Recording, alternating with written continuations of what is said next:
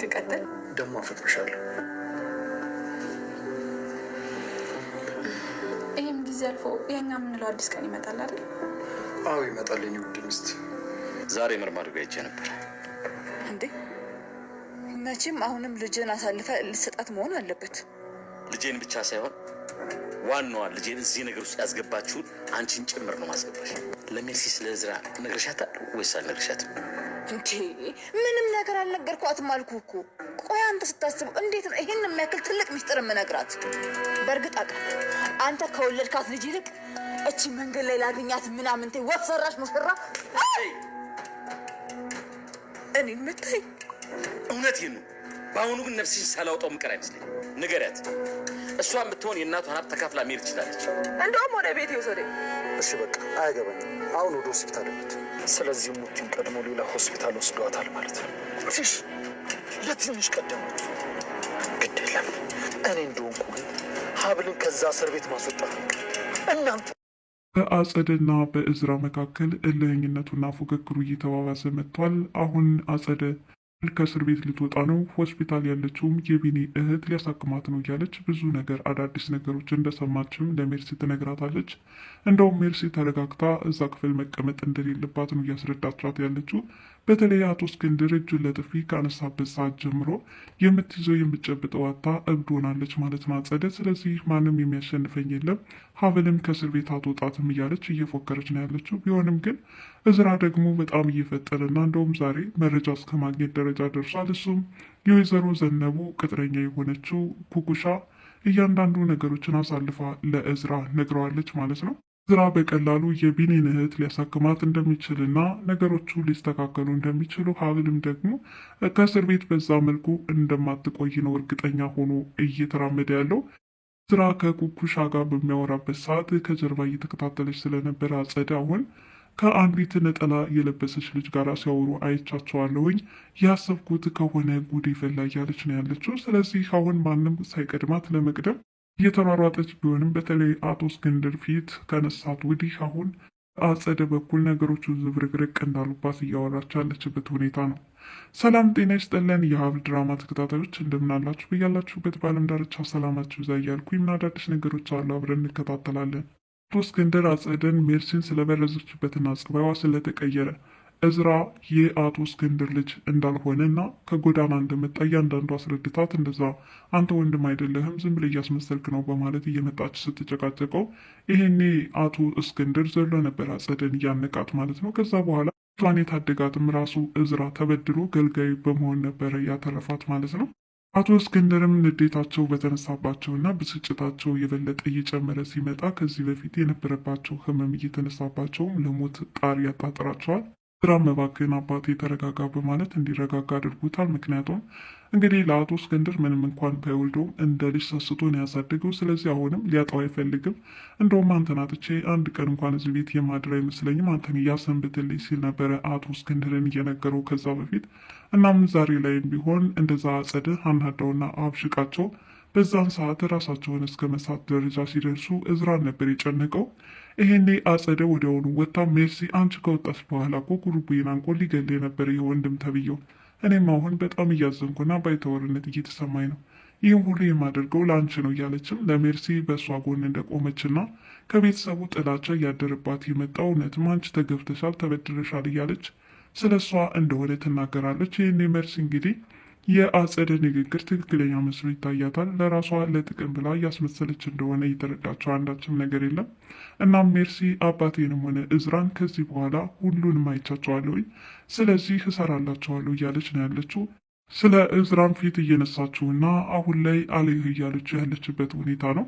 ለአቶ እስክንድርም ሲያስመስል ነው እንጂ ወንድሜ እንዳልሆነ አሁን ማሳመቻለሁኝ፣ የኋላ ታሪኩ ከየት እንደመጣ ሁሉንም ተረድቻለሁ በማለት ለአቶ እስክንድር ተነግራቸዋለች። አቶ እስክንድር ይህንን ከሰሙ በኋላ እውነትም በአጸደ አማካኝነት ከጎዳና እንደመጣና በአደራ መልኩ እንዳሳደጉትም አጸደ እንደተናገረች ይገባቸውና አሁንም አጸደን በጥፊ ይቀላቅሏታል ማለት ነው። ምክንያቱም ትናንትና ላይ የሆኔን ቀየርከኝ በማለት ስለተናገረች ይኸውልሽ የእዝራን አስተዳደግ ሜርሲ ተስማና ውዩልሽ ሲል ነበረ ጉሩቧን አንቆ ሊገሏት እንደሚችሉ ይዛቱባት። በነገራችን ላይ አቶ እስክንድር እውነትም ይህንን ቢናገሩ አይፈረድባቸው። ምክንያቱም በጣም የሚሳሱለት ያደራ ልጃቸው ነው። ምንም ይህንን ሚስጥር አውጥታ ለእዝራ ተናግራ ልቦናው እንዲሻክር አይፈልጉም። እናም ሚስጥራዊ እንዳደረጉትና እንደተከበሩ መኖር ይፈልጋሉ። በዚህን ሰዓት ግን አጸደ በመካከል ጣልቃ እየገባች እየዘበራረቀችባቸው ነው። ህይወታቸውንም እጅግ ለፈተና እየዳረገችበት ሁኔታ ነው። እናም ሜርሲ እየሻከረችና በተለይ ከአጸደ ጋር መዋል ከጀመረች ጀምሮ ጸባይዋ እንደተቀየረና እንዲህ ክፉ በመሆን ከማንም ጋር ተግባብቶ የአቶ እስክንድር ቤተሰቦች ጋር መኖር እንዳቃታት ነው ለአጸደ ሲነግሯት የነበረው። እኔ ሳይሆን አንተ ራስህ በአባትነት ምን አድርገላታል እያለች ለእሷ መልካም ነገር እንዳሰበች አድርጋ እያወራች ነው ያለችው። ቢሆንም ግን ምን ያህል ሜርሲን እንደበረዘቻትና አእምሯ እንዳበላሸቻት ይህ የሚታይ ግልጽ ነገር ነው። ሌላኛው እንግዲህ ሀብል ከእስር ቤት ባለችበት ሁኔታ እዝራ እየተመላለሰ እየጠየቃት ነው፣ እንዲሁም አቶ እስክንድርም ጭምር። አቶ እስክንድር በመሄዳቸው እጅግ በጣም ደስተኛ ሆናለች ማለት ነው። አቶ እስክንድርም የሄዱበትን ለፖሊሱ ቃላቸውን ሰጥተዋል። ታዲያ ፖሊሱም እጇ ላይ አሻራ እንደተገኘና በተለይ ማህደር የሞተችበት ቢላዋ በሀብል እጅ እንደሆነ እንደሚያመላክት ለአቶ እስክንድር ይነግራቸዋል። አቶ እስክንድር እርግጠኛ ነኝ ሀብሌ በጣም ጥሩና መልካም ልጅ ናት፣ አንገቴን እሰጣለሁ፣ ስለሷ እንኳን የሰው ልጅ ልትገድል ይቅርና ምን ያህል ትሁትና ታጋሽ እንደሆነች እተማመንባታለሁ በማለት ነው እየተናገሩት። ይህን የሰማው ፖሊስም ምናልባትም ሀብልን ስለወደድካት ጥብቅና ልትቆምላት ይሆናል እንጂ ወንጀሉ እንደፈጸመችው ግን የሚያመላክቱ ብዙ ማስረጃዎች አሉ በማለት ነበረ የተናገረው ማለት ነው። ይህን እንግዲህ አቶ እስክንድር ሆን ብለው የቤተሰባቸው አባላት እንዳቀነባበሩባትና ምስኪኗን ሀብል አሳልፈው ለወንጀል እንዳጋለጧት ይናገራሉ ማለት ነው። እንግዲህ አቶ እስክንድር በዚህ መልኩ ተከራክረውላትና ጥብቅና ቆመውላት ከተመለሱ በኋላ አሁን ሰው በእዝራ ተተክቷል። እዝራን ገና እንዳየችው ነበረ ውዱ ባለቤቴ እንኳን ደህና መጣህ በማለት በፈገግታ የተቀበለችው። እውነት ዛሬ ሀብል እውነትም ከእሷ ጋር ናትና ያኔ ከእስር ቤት ስትታይ አይደለም በእስር ቤት እያሳለፈች አንዲት ምስኪን ወጣት ይቀርና በደስታም ያን ያህል የሚያበራና የሚታይ ፈገግታ ባልታየ ነበረ። ሀብል ግን ንጹሕና ምስኪን ስለነበረች ፊቷ ላይ የሚታየው እውነት ንጹሕ ሴት እንደሆነች የሚያሳብቅ ነበር። የሀብል ፈገግታ የማረከው እዝራም ውዱ ባለቤት አልሽኝ፣ እኔ ምን ባለቤትነት አለኝ በማለትም አንዳንድ ያወራሉ። ከዛ በኋላ እውነተኛው ፍቅር እየተከሰተና እየወደዳት እንደመጣም ይገልጽላታል። በጣም ነበር ደስ ያላት ዛሬ። እውነት ከዚህ ብታሰርም አይደለም ለቀናት ለወራት ይቅርና ለዓመታት እንኳን ቢሆን አይቆጨኝም። ውዱ ባለቤቴ በዚህ መልኩ ስለተቀበልከኝና እየወደድከኝ ስለመጣ ከልብ አመሰግናለሁ ትላለች። ይህ ያደረገው ከቀናት ቀናት ፍቅሯ እየጨመረ እንደመጣ እንጂ ከዚህ በፊት ምንም አይነት ስሜት እንደሌለው ይናገራል። በእርግጥም ሀብልን በድንገት በእንጀራ እናቲቱ አቀነባባሪነት ወደዛ ቤት እንድትገባ ቢደረግም ሀብል ግን እውነተኛና ትክክለኛ ልጅ በመሆኗ የእዝራ ልብ ልትገዛው ችላለች። ሀብልም በእስር ቤት ልትቆይ እንደማትችልና ነገሮቹ በቅርቡ ተስተካክለው አንድ ላይ እንደሚሆኑ ቃል ገብቶላት ይመለሳል። በሌላ በኩል ወይዘሮ ዘነቡና ኩኩሻ አሁንም ስለምታደርገው ነገር እያወያዩቻት ነው። ወይዘሮ ዘነቡ በጣም ጨንቋቸዋል። ምክንያቱም ኩኩሻ በምትለው መልኩ እየመጣችላት አይደለም። እያንዳንዱ የምታወራቸው አማርኛዎች የአራዳ ወይም የዱርዬ ቋንቋዎች ናቸው። ስለዚህ ምስኪኗ የቤተ ክርስቲያኗ ሀብል ተብዬ በዚች ገጸ ባህሪ የተወከለችው የወይዘሮ ሀና ልጅ በጭራሽ ሊመጣጠኑላት አልቻሉም። እናም ለውርደት ሳልጋለጥ ሌላ ሴት መፈለግ አለብኝ ያለች ነው። ሌላው ይቅርና ቡና ማፍላት እንኳን እንዴት እንደከበዳት የተመለከትንበት ገጸ ባህሪ ነበር። እሱም እንግዲህ የተቆላውን ቡና ውስጥ በመክተት ከዛው ይደቃል በማለት ነበር ለወይዘሮ ዘነቡ ቅጥል ስታደርጋት የነበረው። ሆኖም ገንዘቡ ብቻ ሰጥታት ወደ መዝናኛ ቦታ ሄዳ አንድ ሁለት ብላ መመለስ እንዳለባት እየነገረቻት ነው። እሷም በዚህ ሁኔታማ በጭራሽ ሊሆን አይችልም፣ በቃ በጊዜ ሌላ ሰው ልፈልግ እያለች ባለችበት ሁኔታ አሁን ቤተ ክርስቲያን በመሄድ አንዳንድ ልምምዶችን ጸሎት አሊያም ደግሞ ከቤተ ክርስቲያን ሰዎች ጋር መቀላቀል እንዳለባት በወይዘሮ ዘነቡ አማካኝነት ተነግሯታል። ወዲያውኑም እንግዲህ ወደ ቤተ ክርስቲያን ጉዞዋን ባደረገችበት አጋጣሚ ከእዝራ ጋር ትገናኛለች። እዝራ ከዚህ በፊት ኩኩሻን በድሮ በዱርዬ ማንነቷ ያውቃታል። ያው አማርኛዋን እንዳለ ሆኖ አለባበሷ ግን ሙሉ በሙሉ የቤተ ክርስቲያን ሰው መስላለች። ለእዝራ ይሄ ለውጥ ከየት እንደመጣና እንዴት እንደዚህ እንደሆነች ራሱ ተገርሟል። ለብዙ ጊዜም ሲጠይቃት ቆይቷል። በጥናትና በልምምድ እንደመጣም ልትደብቀው አልፈለገችም።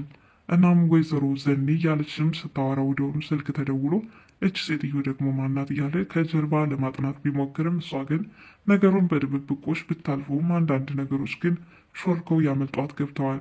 በዚህን ሰዓት እዝራ ትክክለኛውን መረጃ ለማግኘት ያን ያክል ከባድ የሆነበት አይመስልም። ወደ ወይዘሮ ዘነቡም ስልክ በመደወል አሁን የት ነሽ? ምን እያደረግሽ ነው? በማለትም ስለ ጉዳዩ ያወራሉ። እሷም እናቴ ደውላ ብትል በኋላ ነገሩን ብታስተባብለውም ዞሮ ዞሮ ግን አንዳንድ መረጃዎች ለመውሰድ አስችሎታል። ቢንያም እህት የትኛው ሆስፒታል እንዳለችም ለእዝራ ነግረዋለች። ቢንያምም ያለምንም ወንጀሉ ሐሰት እንዲመሰክርና በራሱ ላይ እንዲፈርጅ እንደተደረገም በግልጽ አስረድተዋለች። ታዲያ ይህንን ከሰማ በኋላ እዝራ መውሰድ ያለበትን እርምጃ በደንብ አድርገዋለሁ እያለ እየፎከረ ነው ያለው። እውነትም ሀብልን ያስፈታት ይሆን? ሌላኛው እንግዲህ አጸደ በጣም ተጨንቃለች። ይኸውልሽ እኔ ተጨንቄ አንቺ መኝታ ክፍል ተረጋግተሽ ተቀምጠሻል ስትል ሜርሲን እየጨቀጨቀቻት ነው። ሜርሲን ምን ላድርግ ትያለሽ አክስቴ? አሁን አንቺ እንደምትይው እኔ እስር ቤት ልገባ ሀብል ልትፈታ እያለች ነው። አዎ በዚህም ሁኔታ ቁጭ ካልሽማ በቃ ነገሩ አለቀልን እያለች ለማስተካከል መጣር አለብን፣ ስራ ሳይቀድመን እንቅደም እያለቻት ነው ያለችው። ሜርሲ አሁን በአጸደ በምትናገረው ነገር እየተጓዘችና ወጥመድ እያስገባቻት ይመስላል። ለማንኛውም ፍትህ ለሀብል፣ ሀብል ነጻ ትወጣለች፣ እዝራም ይደርስላታል። እውነታውንም ሁሉንም ያውቃልና ፍቅር ኃያል ነው ደግሞ የበለጠ እየወደዳት መጥቷልና ነገሮች ይፈታሉ። በቀጣይ ክፍል ሀብል ድራማ ይዤላችሁ እስከምመጣ ለዛሬ ያቀረብኩላችሁ ይህን ይመስል ነበር። መልካም ጊዜ። ባይ ባይ።